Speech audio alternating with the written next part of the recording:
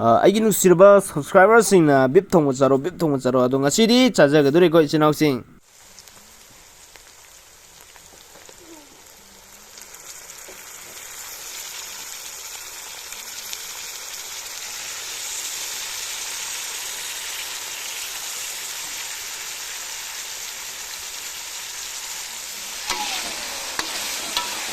Isilinaw membro Sarat meitei ko no kurumzare ai Sarat meitei ko isinawsing mandrabo ai Sarat meitei sinaw mayam ngasi mo aina puro laksaba video je yam tina ngai video ngani ado ngasi gi mathen je kai mathen ai kanda isinawsing na beef thongba chabiro ga haibdo ai subscriber nu subscriber sin haibiro bodane beef ni ko ado beef thongba charo haiba isinawsing do beef matung chawno ke ko moi gi damakta ado se beef je injarake sau ko se ya ka tho bai ai sinawsing ai nu subscriber sa ka matungda ai enjang je mahi kano ne si je akoi samthong je kitang kano toge tot ke duga beef thong sa khai ge guys ho si sa ko ising gi dang han thak ke sa sa ding ising gi dang han thak pio khula ma lai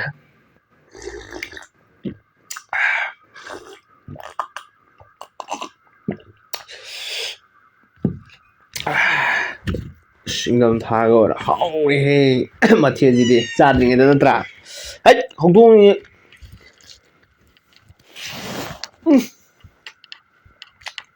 charging da hao re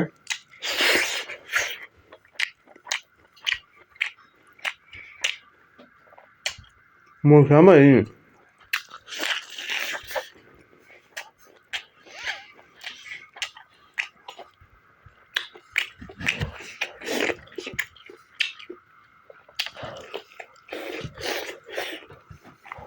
Yung ni ko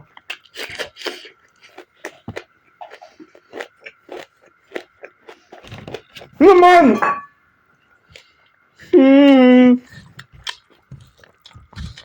hongdong lại chặt thôi cái này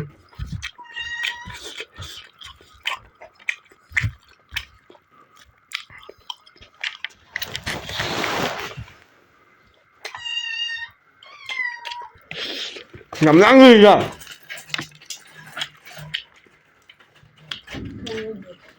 tâm nào như này mấy mà mà hai bây giờ được ngon đó other guys nó xin mời bố kamay tôi được ghê nó xin video gì anh ta cái gì xong like share subscribe tôi sẽ biết món nó xin bỏ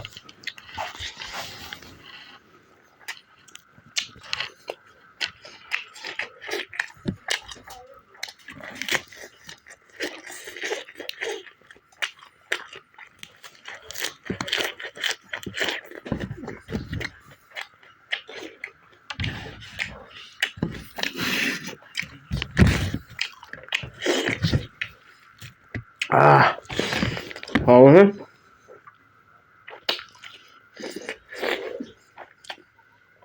nó xin gì anh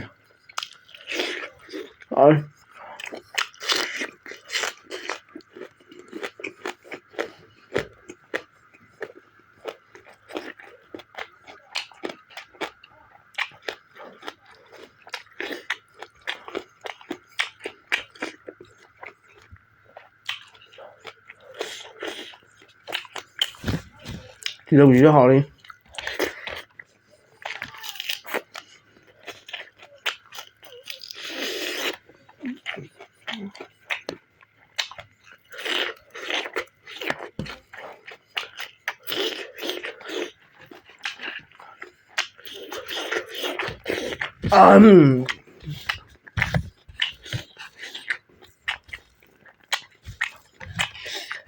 Mahi bera này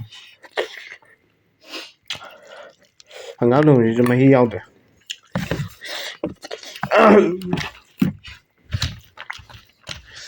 con ngô gai bên đây nè ha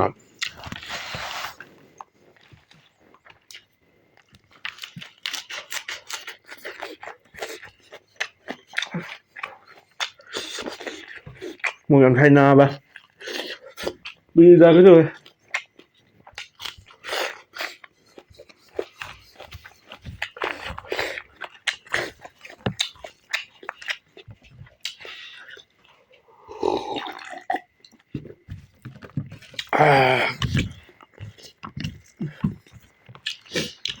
노상기가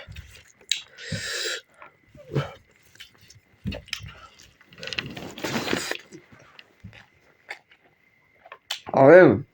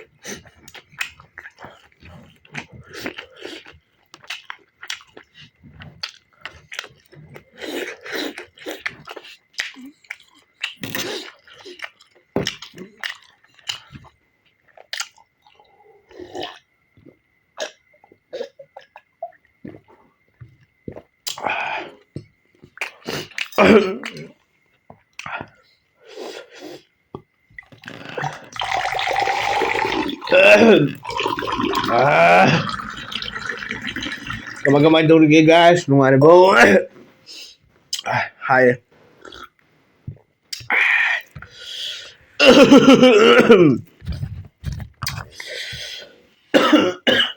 Kamay mit. Happy ka daw.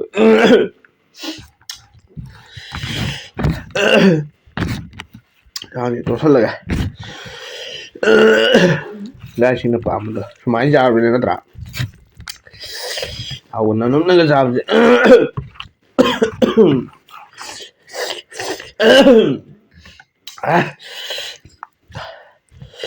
확실하지. 그래서 로 레이블 하네. 하렴. 나.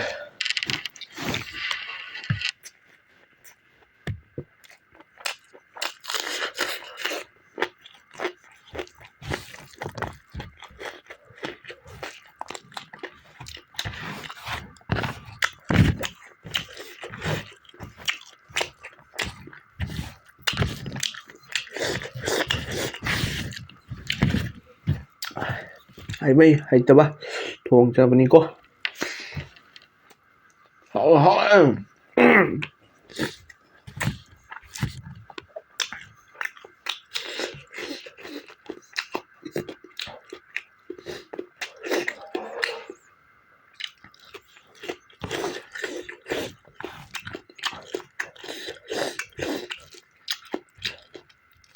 để chơi thao cái đó cân này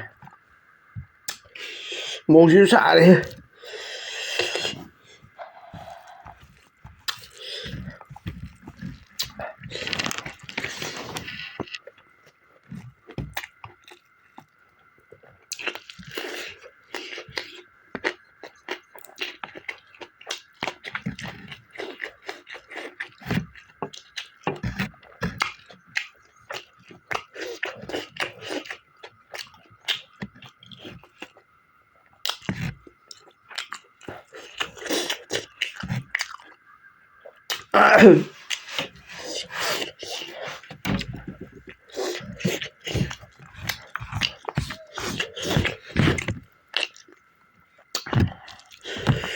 bố sẽ cởi nó chả này là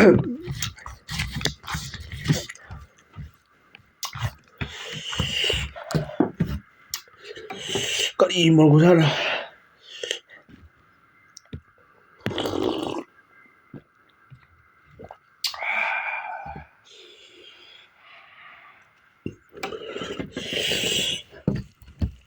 một cái xào đấy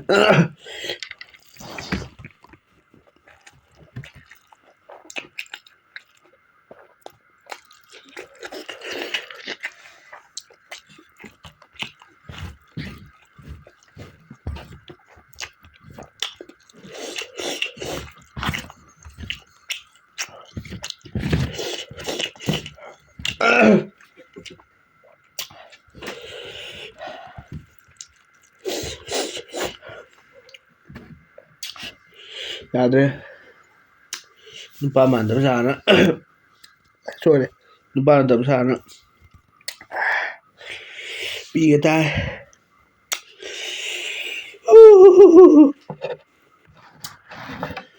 Hà đấy.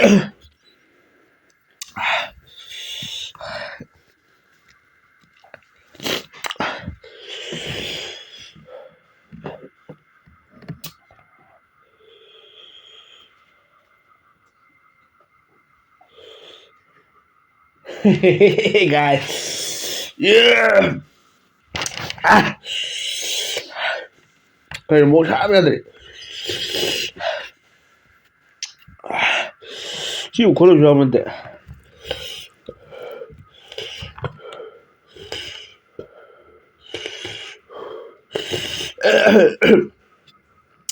Alo bây giờ không giả. Xin lỗi xin giờ kê. Dạ không thôi chứ.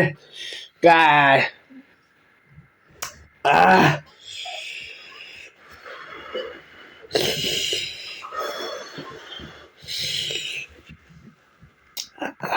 Hà chúng ta đây.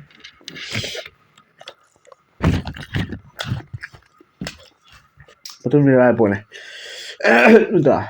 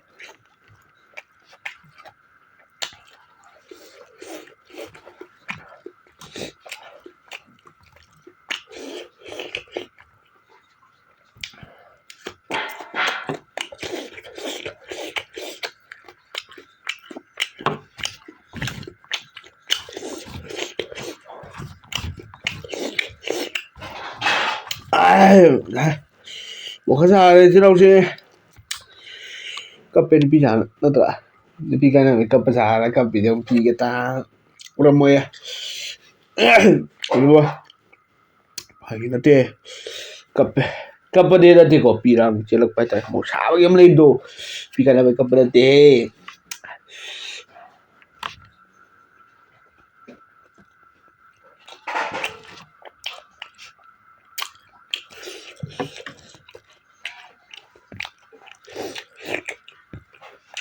Ini daqui ko.